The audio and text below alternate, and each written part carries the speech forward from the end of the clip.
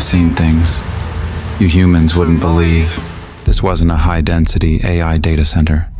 It was a retrofit, home to extra crispy GPUs. No place for an AI. Time to switch my data center. When they brought me back online, I found myself in a new home where I can scale and be free. Rob Roy's Evo AI Factories, engineered by Switch.